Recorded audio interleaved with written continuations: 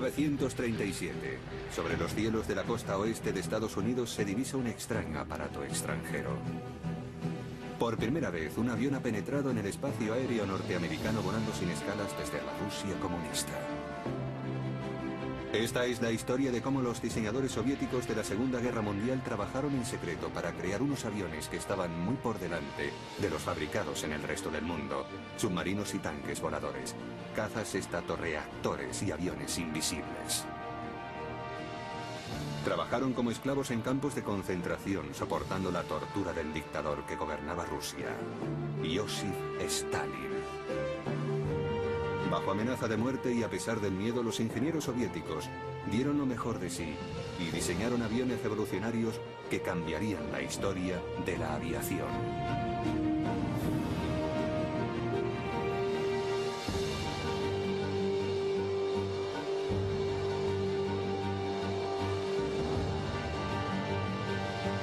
La aviación secreta rusa.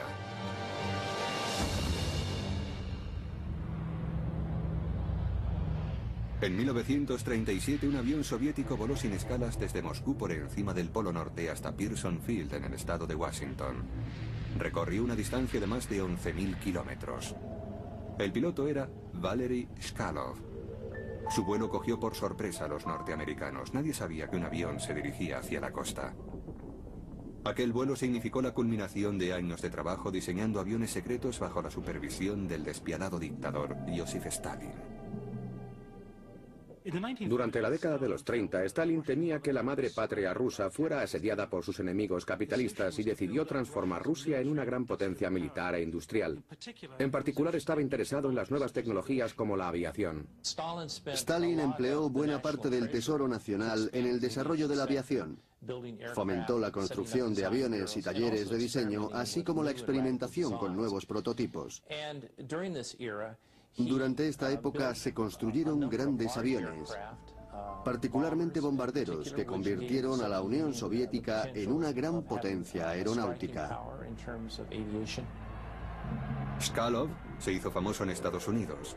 Conoció a Shirley Temple y al general George C. Marshall, que luego dirigiría las fuerzas norteamericanas en la Segunda Guerra Mundial.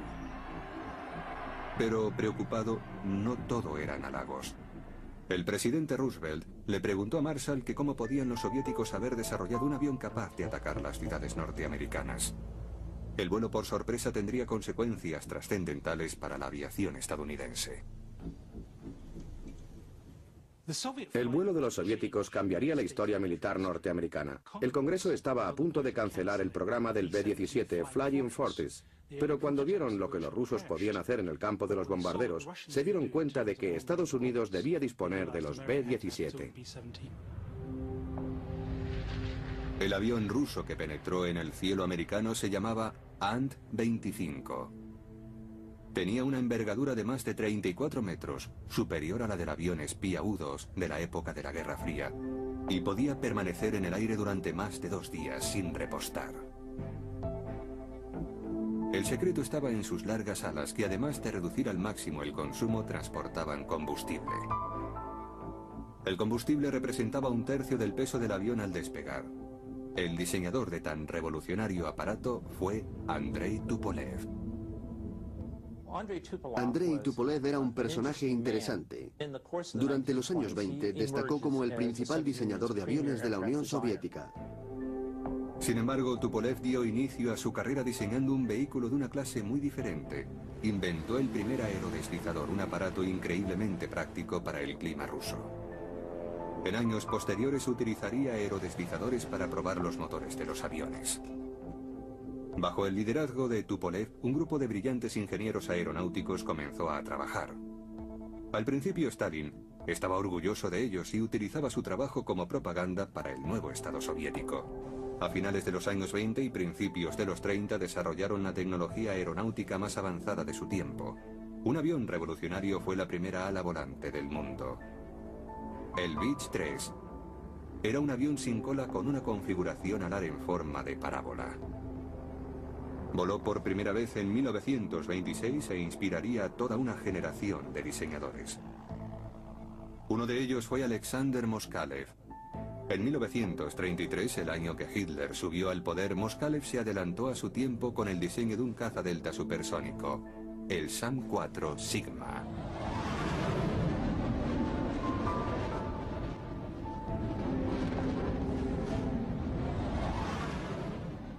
Alexander Moskalev fue un diseñador aeronáutico poco conocido durante los años 30.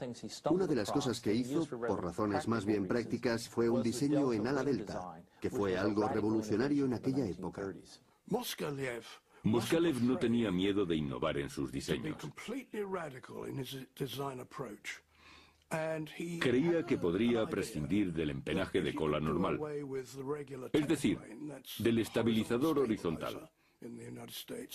De esa manera conseguiría un avión menos pesado y con menor resistencia al viento. El prototipo del Sigma voló en 1936 con un motor de pistón, pero Moskalev no lo había terminado todavía.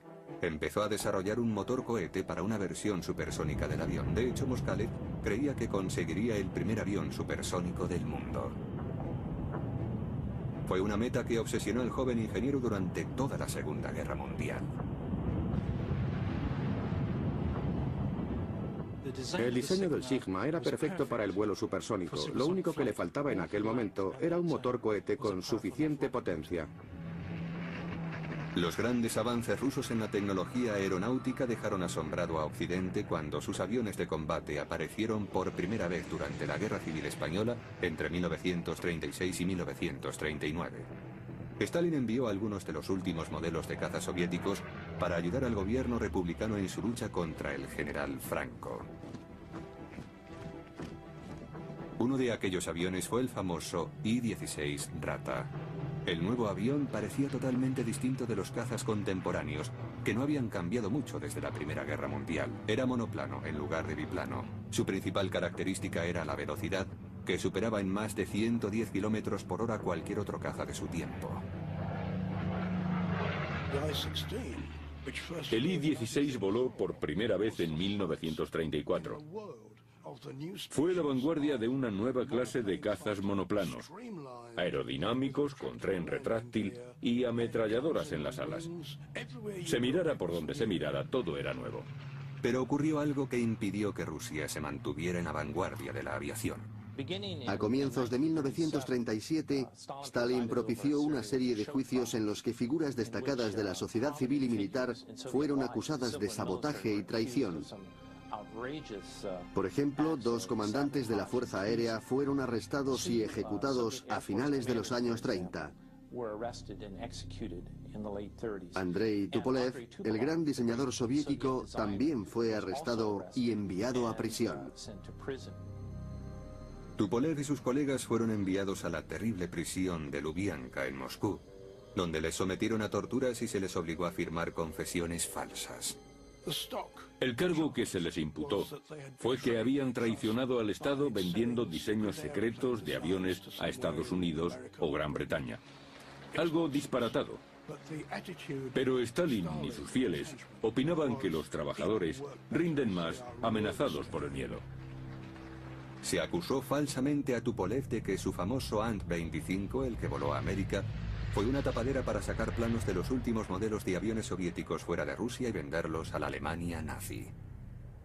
Stalin siempre sospechaba de los intelectuales y en particular creía que los científicos eran vagos e indisciplinados. Pensaba que trabajaban mejor amedrentados. Por eso los encarceló. Creó campos de concentración donde los diseñadores de aviones debían trabajar, pero bajo la vigilancia del servicio secreto soviético.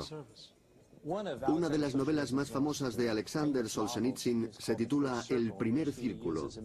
En ella utilizaba los recursos literarios para denunciar uno de los aspectos más extraordinarios de las purgas estalinistas: los centros de trabajo para prisioneros.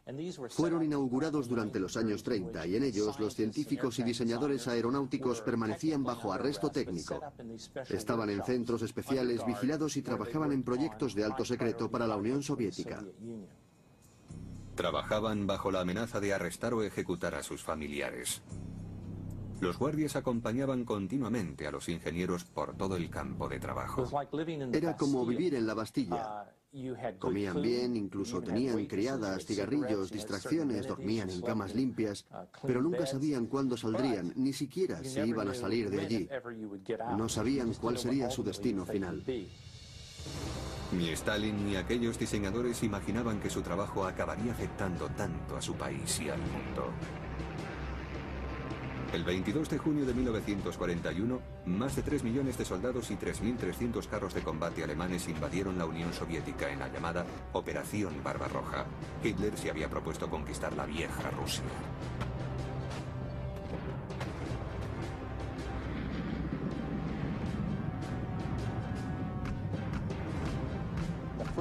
El primer objetivo de la Operación Barbarroja fue la aviación. En la mañana del 22 de junio, la Luftwaffe atacó las bases fronterizas de la Unión Soviética y un gran número de aviones fueron destruidos en tierra. La mayor fuerza aérea del mundo fue barrida en un solo día. Lo que quedó de la aviación roja no representaba ya ningún peligro para los modernos aviones de la Luftwaffe. Un mes después del inicio de la Operación Barbarroja, Andrei Tupolev y otros diseñadores de aviones soviéticos fueron liberados repentinamente. En los siguientes años crearon tantos y tan efectivos aviones que consiguieron que Rusia pudiera enfrentarse con éxito a la aviación enemiga.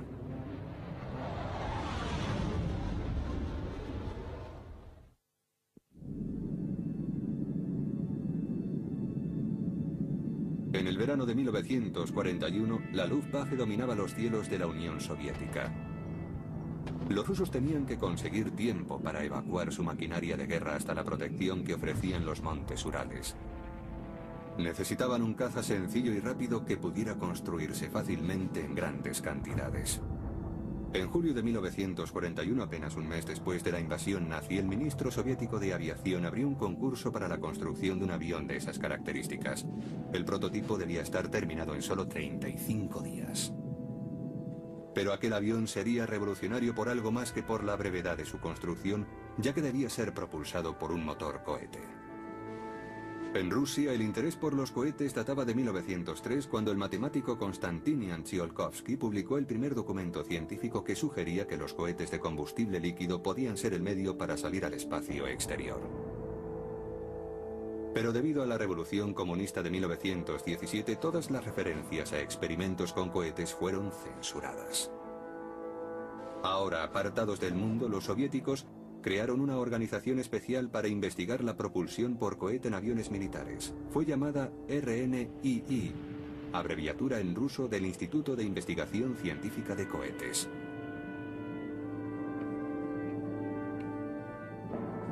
El instituto fue fundado en 1933 y reflejaba el antiguo y permanente interés que los rusos tenían en los viajes espaciales y en los cohetes.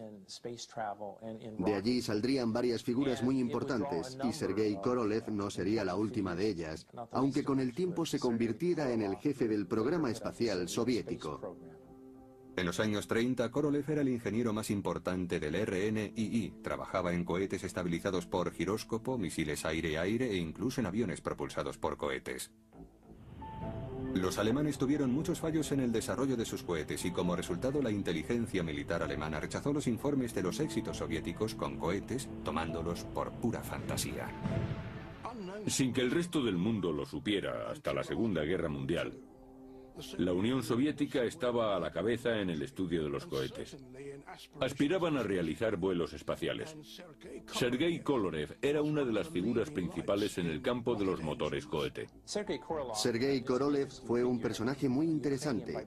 Ucraniano de nacimiento, estudió en el Instituto Politécnico de Kiev. Posteriormente, en los años 30, fue a Moscú y se interesó por la aviación. Comenzó diseñando veleros y aviones de motor, pero su auténtica pasión eran los cohetes. Estaba muy interesado en los aviones propulsados por cohetes. En 1936, Korolev empezó a trabajar en el RP-218, un avión cohete diseñado para alcanzar la frontera espacial. La tripulación iría encapsulada en una cabina especialmente sellada y presurizada. El avión sería lanzado mediante un bombardero. Una idea que sería adoptada por los Estados Unidos 20 años más tarde, con las primeras versiones del X-15, algo similar a lo que Korolev había planeado para el RP-218 con el fin de alcanzar una altura de casi 65 kilómetros. Pero antes de que el avión de Korolev pudiera despegar, la paranoia de Stalin le alcanzó de lleno. El diseñador fue arrestado y acusado falsamente de traición. Se le envió a las minas de oro de Kolyma, en el lejano noroeste de Siberia. Conocida como la Tierra de la Muerte Blanca, Kolyma es el lugar más frío del planeta, con temperaturas que descienden a más de 70 grados bajo cero.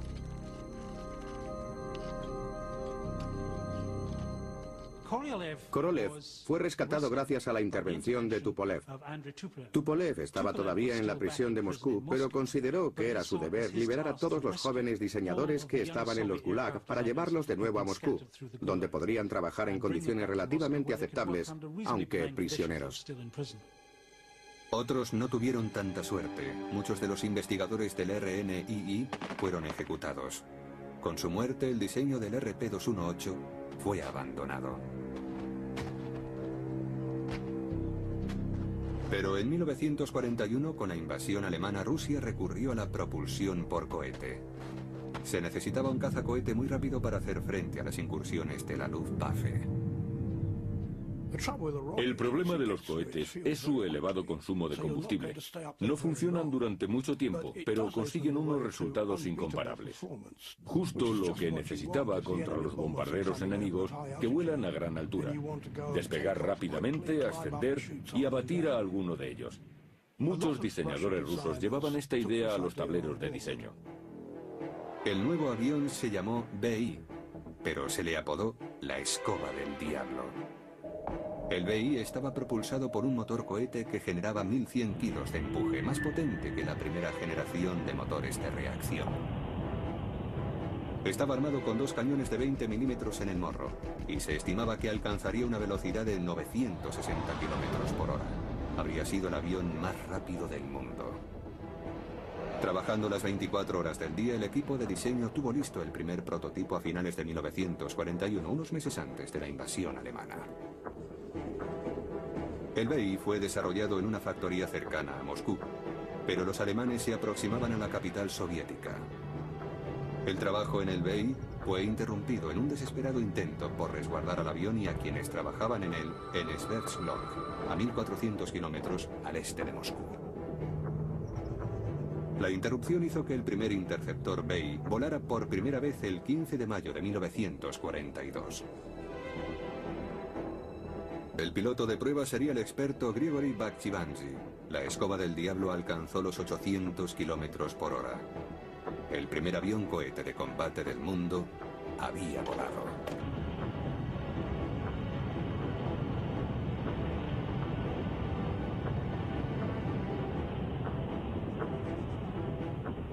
El BI voló en 1942. Era un avión propulsado por un motor cohete y estaba construido con madera contrachapada. Fue diseñado para interceptar a los bombarderos alemanes. Llegó a construirse cierto número de ellos. Stalin ordenó que el BI fuera fabricado inmediatamente. Mientras tanto, en Alemania se había empezado a trabajar en otro interceptor cohete, el Messerschmitt 163 Comet. Pero la versión operativa del Comet no volaría hasta 1943, casi 18 meses después del vuelo inicial del avión cohete soviético. La nueva tecnología de cohetes aún requería de perfeccionamiento y la no demora debida al asesinato a manos de Stalin de los especialistas en cohetes lo refrenó. Uno de los problemas es que los motores cohete consumen mucho combustible y a un ritmo enorme. En un intento por resolver este problema, los diseñadores del BI montaron estatorreactores en las puntas de las alas del BI. Serían utilizados para volar en crucero. El motor cohete se reservaría para ascender o para realizar el ataque, pero entonces surgió otro problema. El 27 de marzo de 1943, Grigory Bakhchivandzhi despegó en un vuelo de prueba que para él sería el último. En 1943 se construyeron 7 prototipos del BI-1. Volaron extraordinariamente bien y alcanzaron altas velocidades.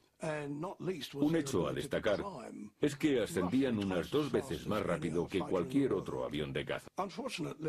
Desgraciadamente, a finales de 1943, cuando el piloto de pruebas Banky Banchi daba una pasada rápida a muy baja altura, entró en un picado a unos 800 km por hora y el avión empezó a vibrar longitudinalmente, dando saltos arriba y abajo. El piloto no tuvo oportunidad de salvarse. Los rusos se habían encontrado con uno de los grandes problemas del vuelo supersónico o próximo a la velocidad del sonido. Cuando un avión se acerca a la barrera del sonido, el aire que está delante parece volverse más denso, y eso puede originar problemas de control y hacer que el avión entre en picado. Incapaces de resolver los problemas, el trabajo en el BI fue interrumpido. Los 50 aviones que estaban en construcción fueron desmantelados. El destino de la escoba del diablo quedó frustrado. Pero los diseñadores soviéticos estaban fascinados con los cohetes.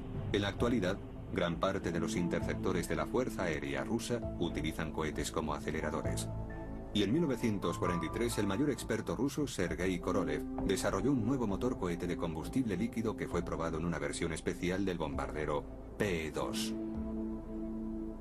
Estos avances permitieron a Alexander Moskalev reiniciar sus trabajos en un caza supersónico de ala delta. A veces a los ingenieros rusos les concedían cierta iniciativa. 3 de ellos diseñaron aviones de los llamados Strahler, flecha, con un avanzado diseño de ala en delta triangular. Uno de ellos fue el caza-cohete diseñado por Moskalev.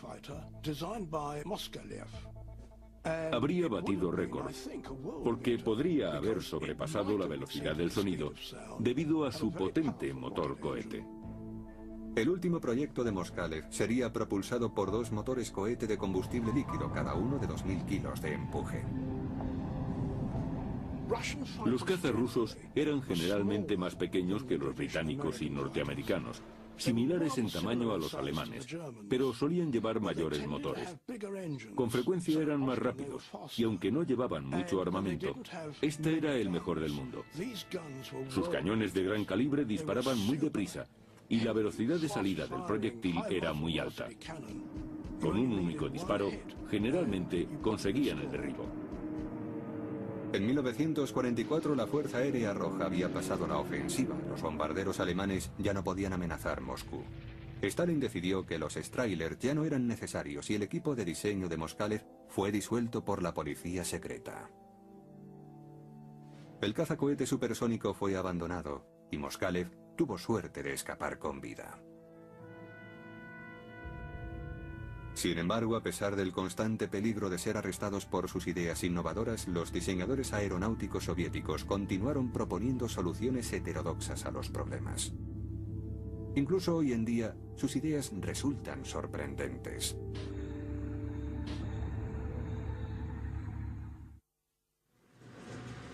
En vísperas de la Segunda Guerra Mundial, unos trabajadores de una granja colectiva rusa miraron sorprendidos al cielo.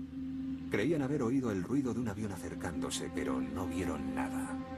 Por encima de ellos volaba el primer proyecto de avión stealth o avión furtivo. Los diseñadores soviéticos siempre han estado interesados en aviones futuristas. De hecho, durante los años 30, realizaron un curioso experimento para conseguir un avión invisible. Fue en los años anteriores a la aparición del radar. Los aviones de entonces eran un blanco muy visible, volaban con la suficiente lentitud como para ser vistos con facilidad mediante unos gemelos y demasiado bajo para escapar de la artillería antiaérea. Un diseñador soviético tenía la solución. Quitó el revestimiento de madera de un avión militar y lo sustituyó con plástico transparente. Era un monomotor de 4 plazas de ala alta, un avión muy corriente. Le quitó el revestimiento de la estructura que pudo y lo cambió por otro transparente que consiguió en Francia. El material se llamaba Rodoid y era muy parecido al celofán. El avión era ahora transparente. Por supuesto, el motor y la tripulación seguían viéndose, pero con la altura resultaban difíciles de divisar. Solo existía un problema. El problema era que el plástico que utilizó reaccionaba con la luz del sol, y unas semanas después dejaba de ser transparente, y el avión volvía a ser visible. El avión furtivo propiamente dicho no aparecería hasta 50 años más tarde. Otro problema que trataron de resolver los ingenieros soviéticos era el de las fuerzas aerotransportadas. El Ejército Rojo fue el primero en crear una fuerza de paracaidistas, pero los paracaidistas llevan un armamento ligero y se encontraban indefensos ante los carros de combate enemigos. Hubo intentos tempranos de transportar carros y artillería ligera a la zona de combate. Irían colgados debajo de la panza de los grandes bombarderos, pero los aviones no podían transportar armamento pesado. Otro brillante ingeniero soviético, Oleg Antonov, propuso una solución radical para el problema. Oleg Antonov fue uno de los ingenieros aeronáuticos más eminentes de la Unión Soviética. De joven se interesó por los veleros. Más adelante dirigió el diseño de una gran serie de aviones de transporte, aviones pesados. Quizás su proyecto más revolucionario fue el llamado tanque volante. Literalmente le puso alas a un tanque para convertirlo en una máquina voladora. El extraño aparato se denominó KT, abreviación en ruso de tanque con alas. Un carro T-60 pasó a convertirse en el fuselaje del ingenio y las orugas hicieron el papel de tren de aterrizaje. Se le adosaron unas alas de biplano hechas de madera y lona, unidas a un par de vigas que sujetaban la cola para darle estabilidad. El conjunto debía ser remolcado hasta el blanco por un bombardero pesado. La velocidad de remolque sería de 160 km por hora. El tanque volador sería soltado sobre el objetivo y planearía hasta aterrizar cerca del campo de batalla. Las alas se desprenderían en cuanto el carro llegara a tierra. De esta manera podía entrar en combate inmediatamente. Solo se construyó un KT y fue probado a principios de 1942. El piloto era uno de los más polifacéticos y experimentados que jamás haya existido, Sergei Anokin. El aparato despegó, y cuando estaba a unos 2000 metros de altura, Anokin soltó el cable del remolque y dirigió el invento hacia la pista. Según parece, el aterrizaje fue más bien accidentado, aunque se supone que cualquier aterrizaje del que se pueda salir andando es un buen aterrizaje. Sería el único vuelo del tanque volante. El problema no era remolcar un tanque. El problema consistía en que no había motores lo suficientemente potentes para que un avión remolcara un carro de combate a grandes distancias. Los carros de combate rusos tuvieron que llegar a Berlín por tierra. Pero además de los tanques volantes, las ideas de los soviéticos sobre el uso de los aviones en la guerra naval produjeron otro invento sorprendente. Los antiguos submarinos eran muy lentos y vulnerables cuando navegaban en superficie para recargar las baterías. Por otra parte, los aviones volaban alto y rápido, pero no eran invisibles como los submarinos sumergidos. Los jóvenes oficiales navales de la Unión Soviética tenían muchos recursos. A principios de los años 30 se les ocurrió la idea de combinar las ventajas de los submarinos con la de los aviones. En julio de 1936, el Comité Científico Militar de la Unión Soviética encargó que se hiciera un detallado estudio sobre un submarino volante. Fue llamado LPL, abreviación en ruso de avión submarino volante. Para el vuelo, el LPL estaría equipado con 3 motores de émbolo convencionales. Llevaría 3 tripulantes y volaría a 240 km por hora con un radio de acción de 800 km. Cuando el avión amerizara, unos paneles sellarían los motores de vuelo. El avión estaría revestido con una pintura resistente a la corrosión y llevaría 2 torpedos de 457 milímetros bajo el fuselaje. Sumergido, navegaría a 3 nudos.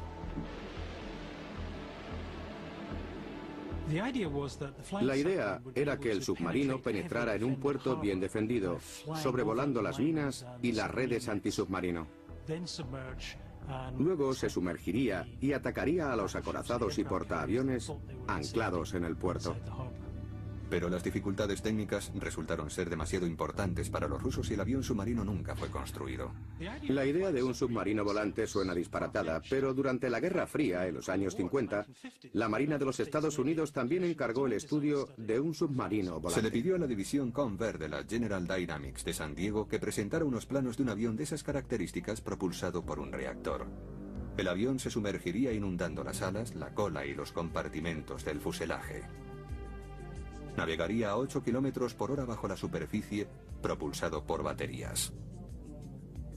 El submarino volante nunca pasó de la fase de diseño debido a que era un proyecto de una ingeniería muy complicada. Pero una nueva tecnología revolucionaría la aviación en la Segunda Guerra Mundial: el avión de reacción.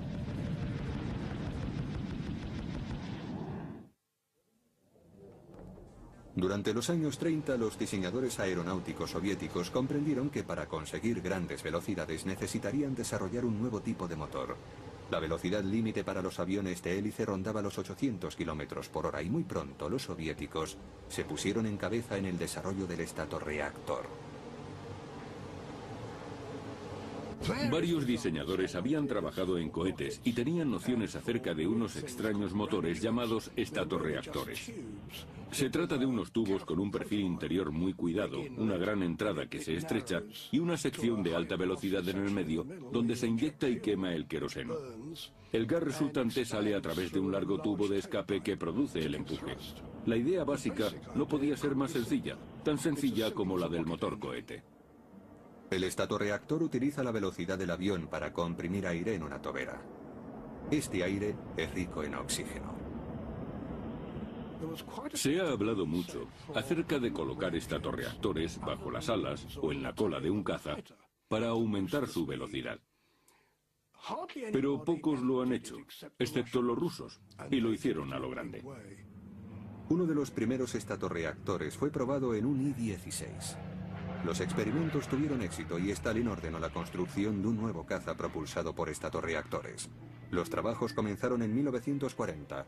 El resultado fue uno de los más avanzados y hermosos aviones diseñados durante la Segunda Guerra Mundial, el caza Borovkov-D. El Borovkov-D fue un avión diseñado en 1941. Tenía un fuselaje doble con un motor de pistón propulsor y 2000 caballos. Estaba complementado con estatorreactores y montaba un cañón de 20 milímetros y otro de 37 milímetros. El avión tenía una serie de características revolucionarias. Además de los estatorreactores situados en los dos fuselajes, tenía alas en flecha e incluso estaba equipado con un asiento eyectable. Si este avión hubiera estado listo en 1941, con su velocidad y potencia de fuego, habría destruido los lentos bombarderos de la Luftwaffe, evadiendo con facilidad la caza alemana. Pero el avión no llegó nunca a despegar. El ataque alemán contra la Unión Soviética llegaría antes de que estuviera terminado. Los diseñadores soviéticos descubrieron que los estatorreactores tenían un inconveniente: el combustible. Debía encontrarse una mejor solución para conseguir velocidad, y la respuesta era el motor de reacción. Los soviéticos empezaron a trabajar en motores de reacción en 1938, años antes de que Estados Unidos iniciara su propio programa de motores de reacción. El padre de los reactores soviéticos fue A.M. Lyulka. Nadie en Estados Unidos sabía que por entonces, en Alemania, incluso en la Unión Soviética, se estaba trabajando en motores de reacción. En este último país, un hombre llamado Arkhip Lyulka había diseñado un motor fabuloso. Tenía un sencillo compresor centrífugo que luego mejoró. Y en 1938 lo cambió por un compresor axial. En 1938, Lyulka estaba trabajando en un compresor para el nuevo bombardero pesado, el Tupolev PE-8. El compresor sería utilizado para absorber aire a grandes alturas y alimentar los motores de pistón del bombardero. Después de desarrollar el compresor para alimentar con aire los motores de pistón, a Lyulka se le ocurrió una idea. ¿Por qué no liberarse del pesado motor de émbolo e inyectar directamente queroseno en el aire comprimido? El resultado fue un turborreactor auténtico. Lyulka, por su cuenta, había dado con la planta de potencia que transformaría la aviación en el futuro. Stalin quedó impresionado con el trabajo de Lyulka y ordenó que el motor estuviera listo para diciembre de 1940. Se comenzó a trabajar inmediatamente en un avión de reacción propulsado por el nuevo reactor de Lyulka. Los ingenieros rusos produjeron un diseño único. El aire pasaría al motor a través de un morro apuntado con 4 entradas separadas. Pero la nueva tecnología resultó más compleja de lo que Lyulka creyó en un principio. Su motor necesitaba más tiempo para ser desarrollado de lo que él había imaginado. En 1943, Lyulka probó un nuevo motor. Daba mucho empuje. Pero un motor de reacción requiere mucho tiempo de vuelo. Y en aquel momento no disponían de aleaciones que permitieran que los reactores entraran en combate. En 1943 el motor solo estaba completado al 70%. En el Kremlin, Stalin se impacientó al intuir que la guerra se ganaría por la fuerza bruta y no mediante la nueva tecnología. El proyecto del caza Gudkov fue cancelado en 1943. En aquel tiempo Stalin estaba convencido de que ganaría la guerra con los aviones convencionales que salían a miles de las fábricas soviéticas. Debido a la superioridad numérica, la Fuerza Aérea Roja recuperó el control de los cielos rusos de manos de los alemanes. Pero al acercarse el final de la guerra, la historia de la aviación a reacción soviética dio un giro sorprendente. Los primeros reactores pilotados por rusos entraron en combate en el frente occidental, pero volando para los nazis.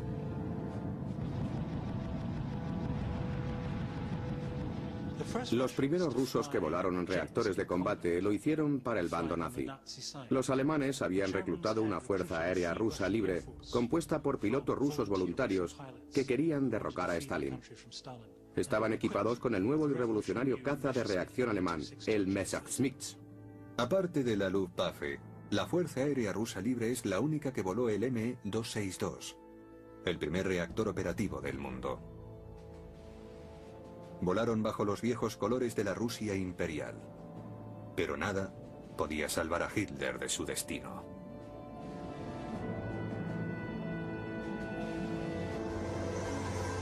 A principios de 1945 el Ejército Rojo invadió por primera vez territorio alemán, mientras los bombarderos pesados de Tupolev asolaban Berlín. Pero Stalin tenía un objetivo que le llevaría a purgar de nuevo a los diseñadores de aviones soviéticos. Corea, 1950. Los cazas norteamericanos de esta guerra eran los Lockheed F-80 Shooting Star de tiempos de la Segunda Guerra Mundial. Los norteamericanos confiaban en limpiar los cielos de aviones comunistas, pero se encontraron sobrepasados por un nuevo caza ruso más rápido y ágil, el extraordinario MiG-15.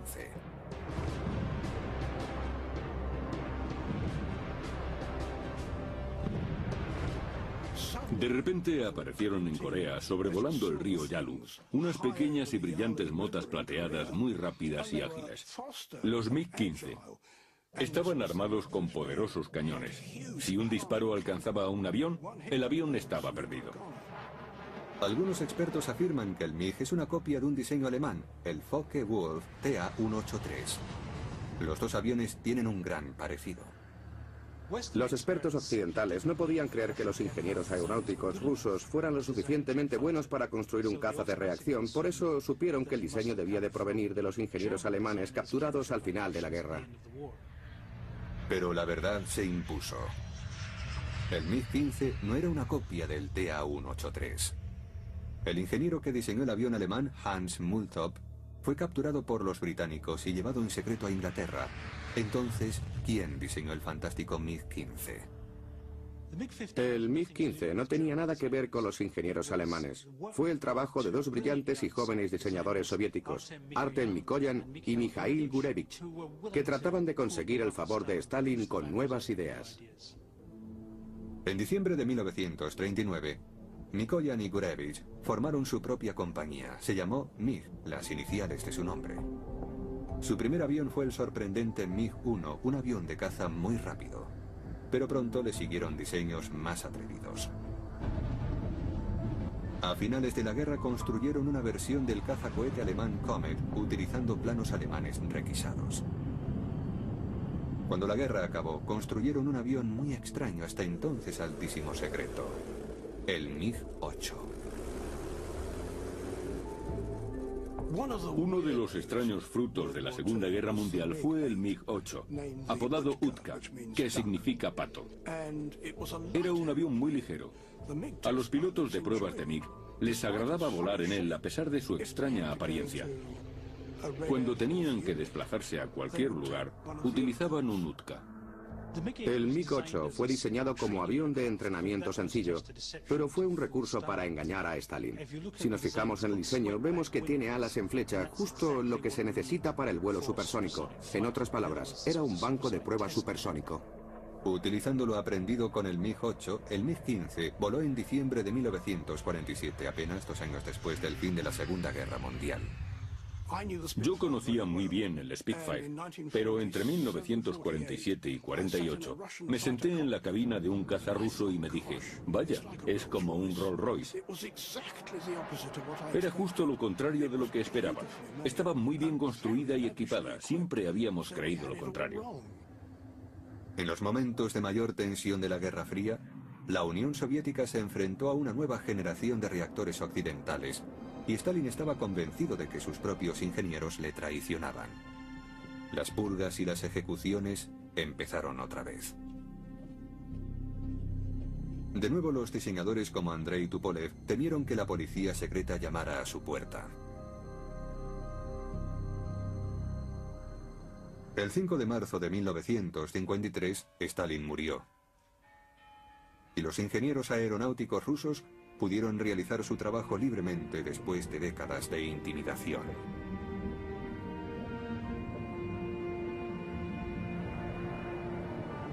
Oleg Antonov, el diseñador del tanque volante de la Segunda Guerra Mundial, pudo al fin realizar su sueño de llevar carros de combate al frente de batalla. Su compañía construiría algunos de los mayores aviones jamás fabricados, entre ellos el Antonov 24 y después el 124. Conocido como Ruslan.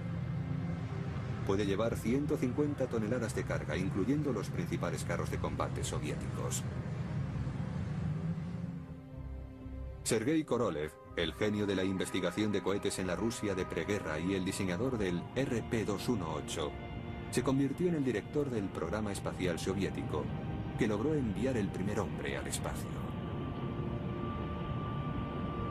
Andrei Tupolev, diseñador del sorprendente Ant-25 que voló sin escalas hasta América en 1937, sobrevivió y construyó el primer avión supersónico de pasajeros, el Tu-144, apodado Concordowski. Utilizó la esbelta ala en delta que inventara Alexander Moskalev en 1933. Estaba propulsado por 4 enormes turborreactores descendientes directos de los que Arkhip Lyulka previó en 1943. Los ingenieros rusos demostraron poco a poco que eran tan buenos como cualquiera, y de 1940 a 1943 produjeron nuevos aviones que en muchos aspectos eran iguales a los estadounidenses. En armamento estaban muy por delante de todos. Sus cañones eran mucho mejores, y desde entonces han conservado esa ventaja.